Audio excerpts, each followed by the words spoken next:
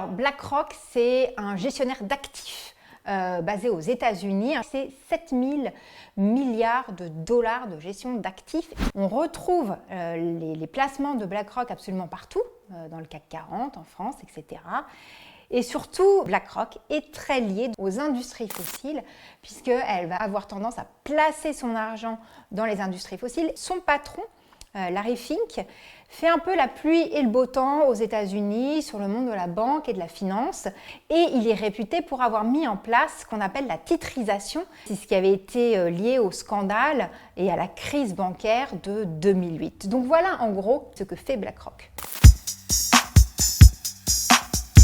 En fait, il y a un appel d'offres de la Commission européenne qui a été lancé pour trouver un conseiller dans le domaine social et environnemental sur quelque chose de très précis qui est la supervision bancaire. En gros, je le fais vite, c'est la surveillance des banques. Et c'est dans ce contexte que BlackRock a été sélectionné. C'est problématique parce que c'est pas une entreprise qui est neutre. C'est une entreprise qui justement fait de l'argent en plaçant de l'argent et en plaçant de l'argent notamment dans les industries fossiles. Voilà, BlackRock n'a pas un blanc-seing en fait pour pouvoir conseiller la commission sur les questions environnementales, surtout une commission qui se dit qu'elle doit être un modèle sur la question environnementale et qu'elle fait de l'écologie le pilier de son mandat.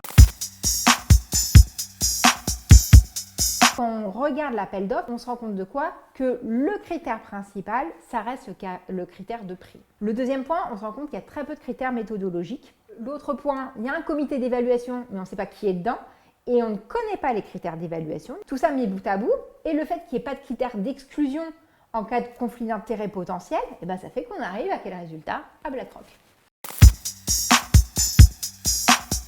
Je pose des questions à la Commission européenne pour pouvoir avoir des précisions sur ce dossier parce qu'à chaque fois on a des réponses en fait assez floues jusqu'à présent. Dans un premier temps, les réponses étaient vraiment très vagues. Maintenant, elles commencent à se préciser. Là, on a reçu par exemple les réponses à l'appel d'offres, mais avec les noms noircis des entreprises. Donc, on a demandé à savoir quelles étaient les autres entreprises. On nous parle d'un comité d'évaluation. On demande à savoir, mais qui est dans ce comité d'évaluation? On nous parle de notes attribuées aux différentes entreprises qui ont postulé à cet appel d'offres. Et nous, on veut savoir comment sont attribuées ces notes, sur quels critères. Donc, voilà comment nous, en tant que députés européens, on se mobilise.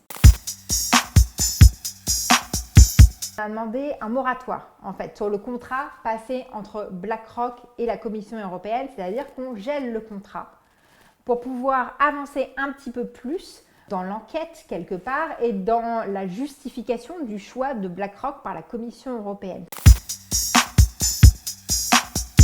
Cette affaire, ce n'est pas uniquement l'affaire BlackRock, c'est l'affaire en règle générale des conflits d'intérêts. On parle quand même d'argent public, c'est ce qu'il y a de plus précieux d'un point de vue aussi du démocratique et du respect des citoyens et des citoyennes.